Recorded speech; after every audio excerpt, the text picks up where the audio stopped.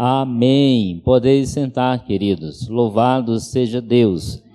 No início do mês de outubro, nós vamos estar fazendo a abertura da nossa campanha de missões nacionais, Um mês levantando recursos e depois seguimos nas orações.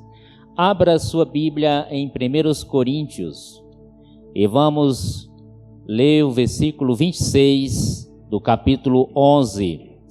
E logo em seguida a reflexão bíblica, nós vamos estar participando da ceia do Senhor. Amém? Esse texto, ele me chamou muita atenção e o Espírito Santo tocou meu coração com esse texto através de uma meditação que ouvi na Rádio Transmundial. E hoje vamos celebrar a ceia, e é um versículo que costumamos ler nesse momento de celebração da ceia do Senhor. O versículo 26 do 1 Coríntios, capítulo 11.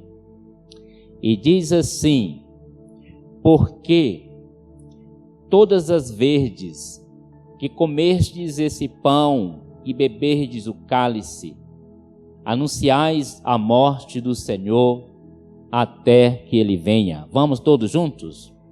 Porque e beberdes esse cálice, anunciai a morte do Senhor até que Ele venha. Amém? Durante o ministério de Jesus aqui na terra, Ele instituiu 2 sacramentos, 2 ordenanças: a ceia, o batismo e a ceia. Alguns chamam Santa Ceia. O batismo é ministrado uma vez na vida do crente, apenas uma vez. Já a ceia é celebrada repetidas vezes. Não importa o número de vezes em que a ceia do Senhor é celebrada. Há muitas igrejas que celebram, algumas igrejas no primeiro domingo do mês e no final do mês, e assim por diante. Não importa o número de vezes em que a ceia do Senhor é celebrada. O importante é que é uma prática cristã e ela deve ser sempre repetida. Mas você deveria perguntar: até quando devemos participar, reunir em torno da mesa do Senhor? O texto bíblico responde: até quando devemos participar do pão e do vinho? Os elementos que representam o corpo e o sangue do nosso Senhor e Salvador Jesus Cristo. O apóstolo Paulo, nesse texto, ele diz: até que ele venha. Até que ele venha. É uma frase que nos conduz para uma doutrina central do cristianismo, a volta de Cristo, a volta gloriosa do nosso Senhor Jesus. Pensar na volta de Jesus é um grande estímulo para a nossa prática de adoração, porque ela reacende em nós a certeza do triunfo de Deus, a certeza da iluminação definitiva, da eliminação definitiva de todo o mal dessa terra, de todo o pecado, de todo o sofrimento, morte, injustiça e os poderes das trevas. Quando nós pensamos na volta de Cristo, isso anima o nosso coração, porque isso vai eliminar todo o mal praticado nessa terra. Na sexta-feira eu estava falando com a minha mãe, eram umas 10 horas da noite, e tem a questão do fuso horário, né? Lá é 9 horas. E assaltantes armados entraram na casa da minha irmã, levaram tudo o que ela tinha. Moto, televisão, transporte do marido dela, tudo. E deixou uma angústia muito grande no seio da família. Então nós temos esse anseio pela volta de Cristo, até que Ele venha. E certamente quando voltar, haverá a eliminação de todo o mal dessa terra. E haverá o reconhecimento universal de que Jesus é Senhor, de que Ele é Deus e que Ele tem controle sobre todas as coisas. E duas palavras estão intimamente vinculadas aos textos que falam do retorno do Senhor Jesus. E a primeira palavra é paciência. Devemos ter paciência. Paciência é desta forma que lemos em Tiago 5, versículos 7 e 8. Por favor, Heitor, coloca lá, Tiago 5, versículo 7 e versículo 8. Significa perseverar sem perder a fé. Sede, pois, irmãos, pacientes até a vinda do Senhor. Eis que o lavrador aguarda com paciência o precioso fruto da terra, até receber as primeiras e as últimas chuvas. Verso 8. Sede vós também pacientes e fortalecei o vosso coração, pois a vinda do Senhor está próxima. Nós estamos vivendo os dias últimos. Então, queridos, é uma palavra que encontramos facilmente nos textos que estão relacionados à volta de Cristo. E aqui o apóstolo Tiago diz: sede paciente, aguardando a volta de Cristo. E mais interessante que ele faz a ilustração de um lavrador. Ele faz essa comparação. Essa é a certeza que consola o coração daquele que é fiel, que Cristo vai voltar. Amém? Então ele diz: sede paciente. Eis que o lavrador aguarda com paciência o precioso fruto da terra, até receber as primeiras e as últimas chuvas. É interessante a ilustração aqui que Tiago usa para falar da paciência, usando o lavrador.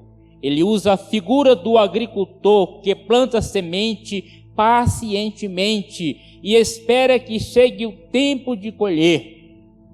Não há nada que o agricultor possa fazer para antecipar sua colheita, para amadurecer a semente antes do tempo. Simplesmente ele tem que aguardar o tempo certo. Então, queridos, nós, como discípulos de Jesus, precisamos esperar pacientemente até que Ele volte. Amém? Você está com paciência? Você tem sido paciente? Esperar com paciência é interessante. Jesus prometeu que Ele vai voltar. Nós cremos e esperamos. Mas o apóstolo Pedro diz que os incrédulos, os escarnecedores, podem questionar o cumprimento dessa promessa. Segunda carta de Pedro, capítulo 3, verso 4. E vamos ver o que diz lá. E dizendo: onde está a promessa da sua vinda? Porque desde que os pais dormiram, todas as coisas permanecem como desde o princípio da criação. Os escarnecedores, os zombadores, eles escarnecem e zombam. Aonde está a promessa de sua vinda? Porque desde que os pais dormiram, todas as coisas permanecem como desde um princípio da criação. Mas o versículo 9, Heitor coloca aí o que diz o verso 9. Quero que a igreja leia comigo. Não retarda o Senhor a sua promessa, como alguns julgam demorada. Pelo contrário, Ele é longânimo para convosco, não querendo que nenhum pereça, senão que todos cheguem ao arrependimento. Então, queridos, olha só, com paciência até que Ele venha. Muitas vezes são tantas injustiças, tantas coisas que passamos nessa terra e às vezes desejamos a volta do Senhor. Mas não esqueça da ilustração do exemplo do lavrador que aguarda com paciência. A segunda palavra vinculada à promessa da volta de Cristo é esperança. A primeira é paciência. A segunda é esperança. O mundo lá fora alimenta grandes esperanças para o futuro. Existe esperança de controlar o meio ambiente. O mundo tem esperança de eliminar os poluentes. Existe esperança de reduzir o arsenal nuclear. Existe esperança de paz entre as nações. Existe esperança de acabar com a fome. Existe esperança de acabar a miséria. E enfim, são tantas coisas que o mundo tem esperança. Existe esperança de globalizar a justiça. Existe a esperança de eliminar as drogas. Existe a esperança de ter um sistema político honesto. O certo é que o mundo tem grandes expectativas, mas todas as suas esperanças não passam de desejos. A esperança que podemos confiar é só do nosso Deus. Todas as suas esperanças do mundo não passam de desejos, mas suas promessas são apenas desejos de políticos e nada mais. A esperança dos servos de Jesus, ao contrário da esperança do mundo, é uma esperança de certeza. Ele está presente, Ele voltará. Tem um hino do cantor cristão, qualquer hora nós vamos cantar aqui, eu creio que é o 108, que diz assim: quando Cristo sua trombeta lá no céu mandar tocar, quando um dia muito glorioso lá romper, aos remidos dessa terra meu Jesus incorporar, e fizesse então chamada, lá estarei. Vamos lá? Quando se fizer chamada, quando se fizer chamada, quando se fizer chamada, quando se fizer chamada, lá estarei. Nós temos essa certeza. Duas palavras vinculadas à volta de Cristo nos textos bíblicos encontramos. Uma palavra é paciência. Ele voltará. A outra palavra, esperança. A esperança, a nossa esperança não é a esperança do mundo, é uma esperança diferenciada. Então a realidade que esse mundo prega não é muitas vezes a nossa realidade. Olha o que diz Hebreus 9, versículo 28. Pode colocar aí, então, por favor. Hebreus 9.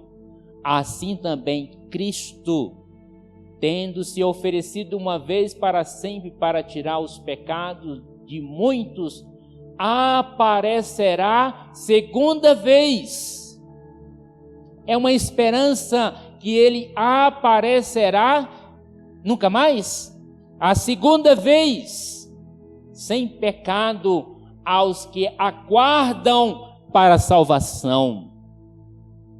Então, queridos, muitas vezes vamos ser injuriados, caluniados, rejeitados, desprezados. Tem uma classe de pessoas que odeiam os cristãos, os discípulos de Jesus. Mas carregue no seu coração essa certeza que ele virá pela segunda vez, sem pecado, aos que aguardam para a salvação.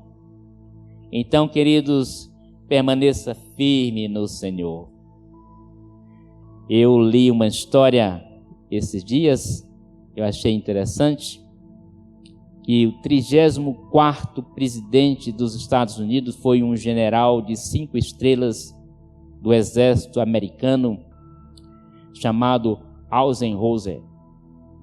E foi passar suas férias de verão em uma pequena cidade dos Estados Unidos, Colorado, em 1953, há muitos anos atrás.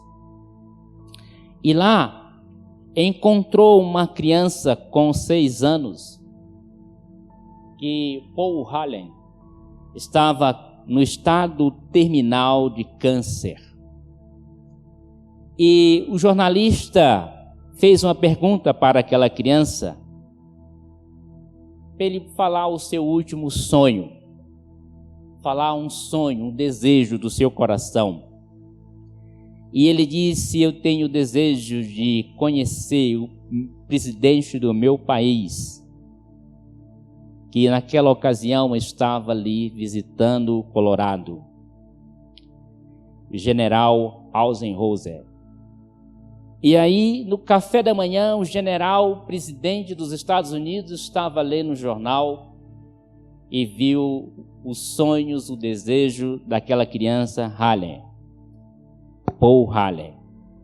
E aí, no dia seguinte, o presidente dos Estados Unidos, com a sua comitiva limousine, foram na casa do garoto Paul Hallen.